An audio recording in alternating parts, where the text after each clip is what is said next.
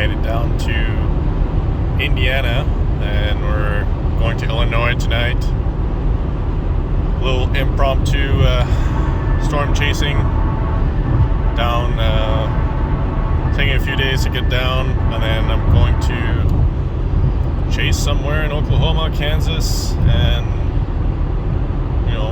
maybe Texas next few days on Tuesday, and then Wednesday.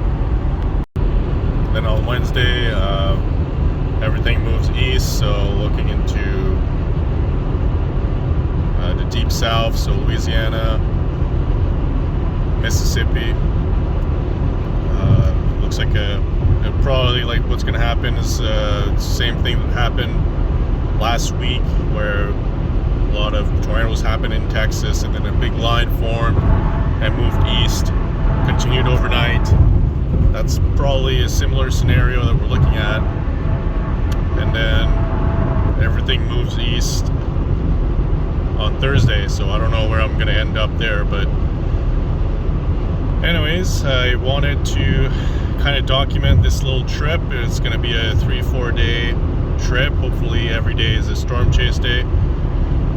But yeah, I was craving some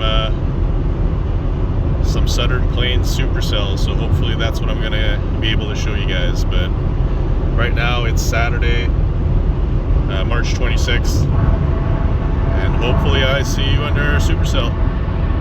Today is day 2. We're still in Illinois, then heading to Oklahoma City. Should be there early evening. And tomorrow is a down day, so get a little bit of work, visit the SPC, I guess, and get in position for Tuesday. It's probably going to be Tuesday evening on a dry line, so have to make a decision on whether I'm going to pick Texas, Oklahoma, or Kansas near the low. Regardless where I end up, I'll have to blast east probably overnight to get to Louisiana for Wednesday, because it's probably going to be a squall line developing late evening, overnight into the Southern Plains, and then moving east. And we might have prefrontal storms developing ahead of that line in Mississippi, Louisiana. So that's kind of like the plan for now. It's possible that the same thing happens as last week, where the line develops and there's no warm sector supercells. It's just a squall line with QLCS. So that's possible as well. So I guess we'll wait and see.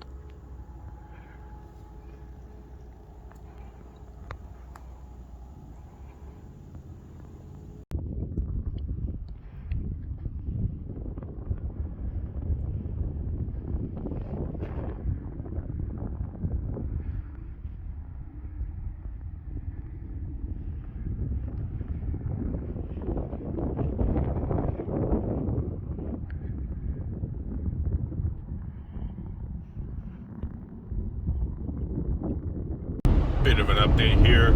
It is now Tuesday, and there's a slight risk. And here you can see where we are in Oklahoma, and the outlined in green is a 2% tornado risk, and in brown is 5%. It goes all the way up to Missouri, essentially. So the problem is with that risk is there's pretty much two targets: the southern target near the dry line, which is where I'm going, near Abilene, and then the northern target near Wichita. So the issue is with that is if you go north near the triple point, you're going to be out of position for the possible outbreak that's going to happen tomorrow in Louisiana, Mississippi. So by going south, I already have to drive basically all night east from Abilene, Central Texas into Louisiana, because it's going to be a squall line that's going to develop along a cold front and move east throughout the morning. So I essentially need to be in Mississippi by noon tomorrow. So if you go north, you're basically out of position for the stuff tomorrow, but you have better chance of surface-based supercells or discreter cells in the northern target. So it's quite the dilemma. I spent a few hours analyzing everything to make sure that I don't miss out on anything, and the tornado potential is a bit higher near Wichita, but I have to play the dry line so that I'm in position for tomorrow. And then once I'm done, if nothing happens near dark, I can just blast east, go for Dallas, and just be in position ahead of the line tomorrow. Because if you're near the line or behind the line tomorrow morning, there's basically no chasing for you. You're done for the entire week. So definitely favoring the setup tomorrow, where essentially any storm along the line could produce tornadoes, while today it's more conditional.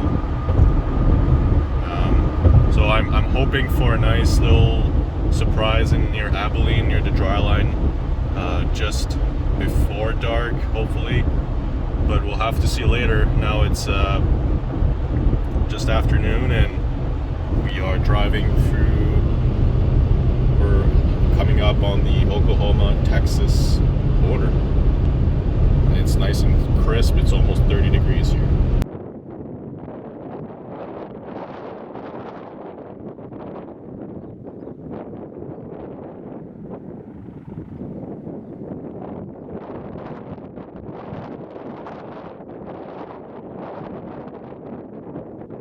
So now we just crossed into Texas, and then we got some clouds developing along the dry line.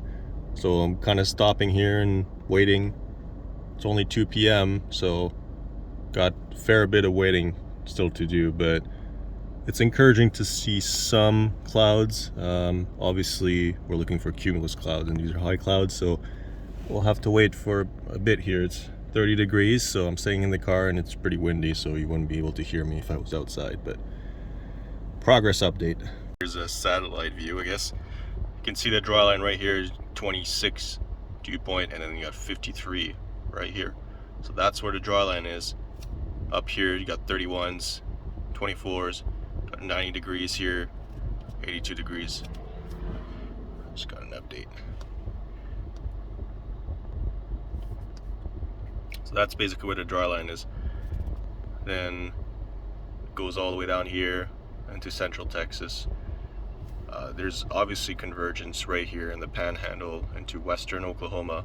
You can see the wind barbs are converging here on this spot, and that's why we have it looks like a cumulus field on satellite, which is a bit surprising because you see how dry it is here at the surface. So these are probably high cumulus, which would make sense when we look visually.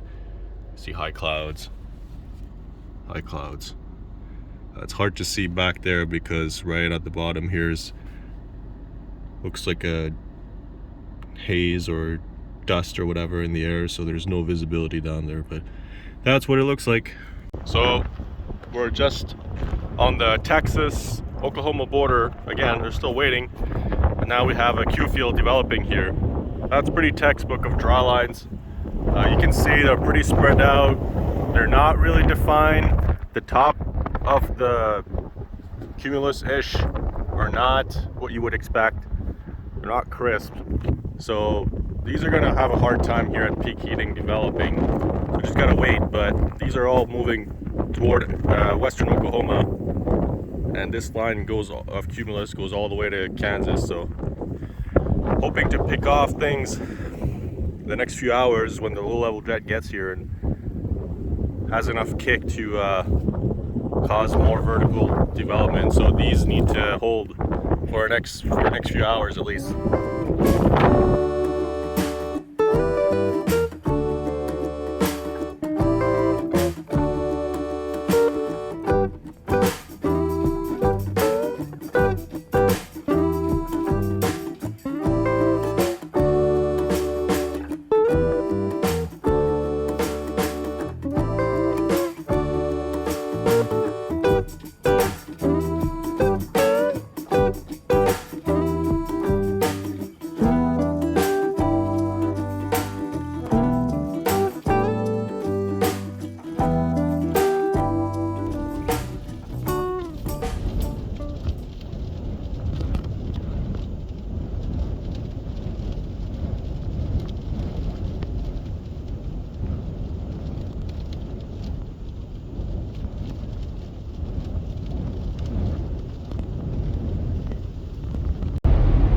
It's about 7 p.m. now. Storms have finally fired. Pretty much exactly where I was all day. I mean, I was sitting right here all day. For some reason, I went up north for fun, I guess. Now I'm going back down. Pretty much on a collision course with this storm that developed here. And we'll see what we get.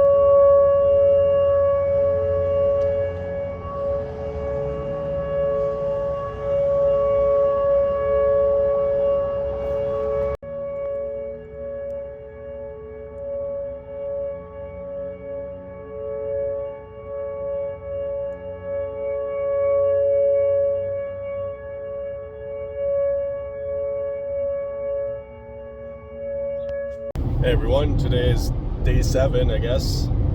Don't have much to show for. Since I've been down here, it's been mostly high base storms and lightning, or that squall line that I chased in Louisiana, but there was no structure or anything. So today I'm hoping to change that. I'm hoping for a classic supercell along the dry line / almost triple point. So what's going to happen is you're going to have a cold front coming through the Texas Panhandle, and there's going to be a weak low pressure that's going to develop just ahead of it at the Texas Panhandle with a dry line going all the way south. So that intersection just on the northeast quadrant of that low and along that cold front is going to be the most convergent point for supercell development at peak heating, so around 4 p.m. here.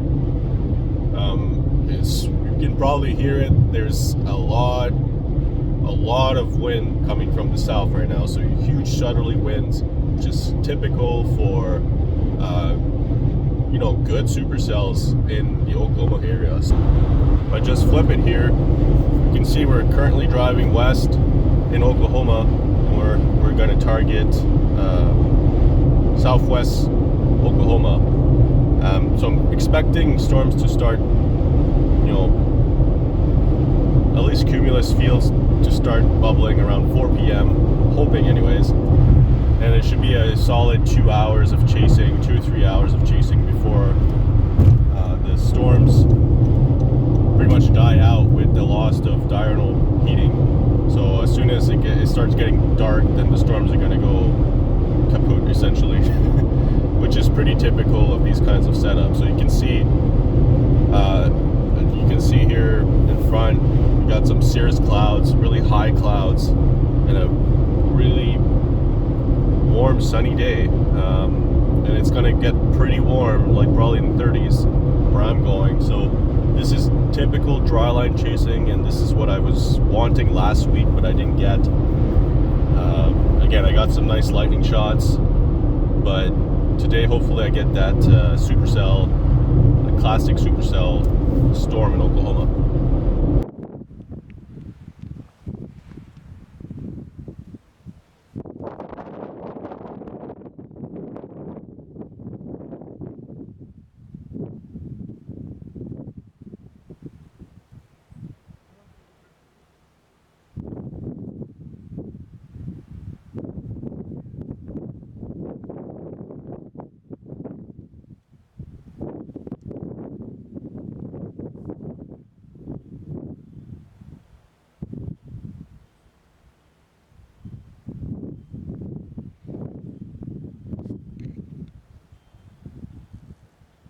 Little update that now we're almost in the target area, so we're targeting southwest Oklahoma, and satellite is one of the tools that I basically use all the time. I have it on my tablet here, so it's super convenient. But you can see the cold front here because all the wind barbs are going from north to south, and here they're going from south to north, so you have warm moist air. And here you have, if you look closely, you have in green are dew points, so you have really dry dew points, 30s, compared to the moist air mass here, we're in the 50s. So that's the dry line here, and then we have a low pressure here somewhere. So all of these air masses are clashing together, and then you can see the 500 millibar flow here.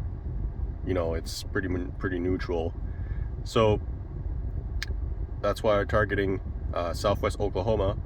It's a point of convergence in the next few hours, and right now what it looks like outside, there's clouds, and this is looking west, so you can see some clouds building, but nothing too impressive so far. So if we look at the Storm Prediction Center's outlook, you can see a slight risk, and that's where we are. And you can see, if I loop this, you can see the cold front right here just south of Amarillo. It's probably some dust being picked up here, but this is the target. We're pretty close to it, and we should start seeing some pretty cumulonimbus clouds forming on the dry line and near a triple point in a few hours. Now arrived at a target area, This is where we are here, and you can see the cold front here, like this, and that's gonna, keep moving southeast. And you already see some initiation here on the cold front. So hopefully there'll be more up here. And this is what it looks like right now. You can see it's no longer cirrus clouds. You have some, let me go outside. You can see you have some kind of cumulus clouds popping up on the cold front over there. So that's what I want to see. Now I just gotta wait maybe another hour for those to develop.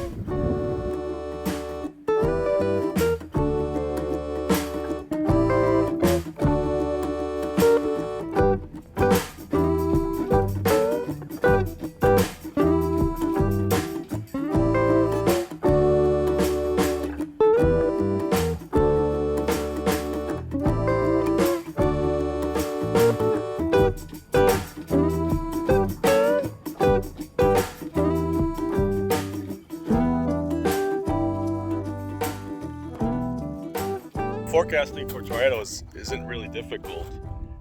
Forecast models are to a point where we can pretty much pinpoint where tornadoes could occur within a certain area, and we can be actually pretty precise with it. The thing that's difficult to forecast, especially if you're a storm chaser, is the place of initiation. And the place of initiation is essentially where the clouds form, which essentially become supercells and later on tornadoes. So once the storms are already formed, or in a general area you think the storms are going to form and there might be tornadoes, then you just stick around that general area and it's fairly easy. But when you're forecasting for initiation point, essentially the point where the storms will start as cumulus and then grow up upscale, that's extremely difficult. And sometimes you get it right, and it's pretty rare actually, and most times you don't, and you just end up trying to catch up with the storms. But sometimes you get it right, and right in front of you or right next to you is the initiation point.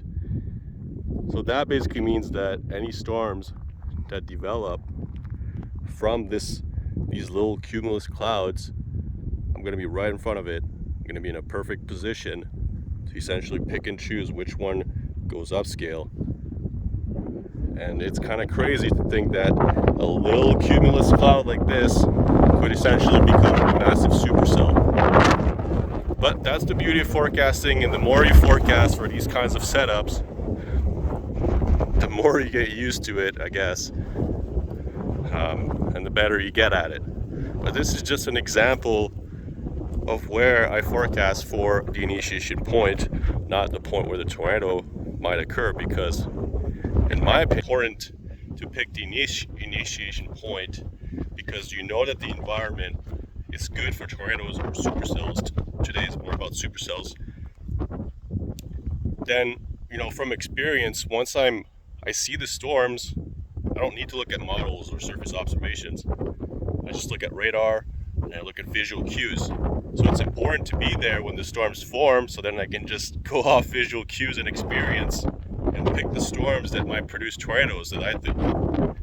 So, especially dryline days, you need to essentially be there when the storm develops, because dryline storms, they can blow up in 15-20 minutes and become tornadic, and you can drop a tornado and then never drop one again. So you need to be there when they form, and it's actually really hard to do. I'm glad I did that today, so at least I accomplished the forecast right, but we'll see, maybe they won't develop there too, so we'll have to wait and see. But it looks like cumulus field is trying to develop right there, just to my west. Bit of an update here. It's about an hour and a half after my last video where I arrived here. So this is what's happening here. This cumulus line is getting closer and not much activity, which is strange because this area is uncapped right now, so they should have no problem doing their thing. So it might be a forcing issue. But anyways, that's what we're dealing with here. So that's the cold front.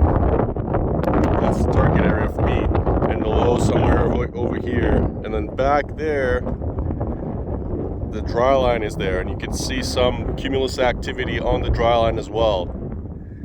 So it's kind of like two target areas, but the better shear for supercells should be right here. Now we just gotta wait until these do something, but I'm a little bit worried right now. As is with any dry line setup, there's a chance that nothing could happen. Here we go. That's what our storm looks like.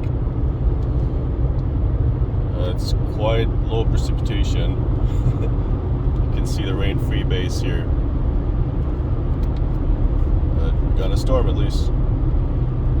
Like I said, unfortunately we're losing daylight really fast, so we're gonna try and do what we can here.